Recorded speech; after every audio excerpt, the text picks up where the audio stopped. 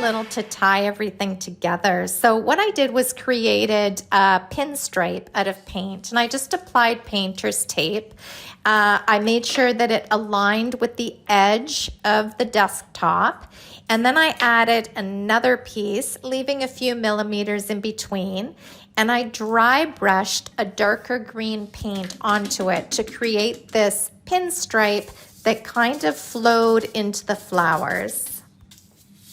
Very little paint is needed for this, like such a tiny amount. And as you can see, I dipped this stencil brush in, and then I took most of the paint off, and then I just pounced it up and down to create the pinstriping. And when I got close to the floral design, I pounced it softly because I kind of wanted it to fade into the magnolia flowers.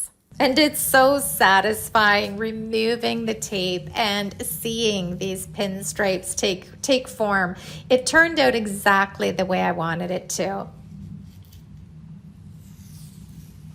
I worked my way around the entire desktop until they were all done. This is such an easy way to add a little extra detail to your pieces.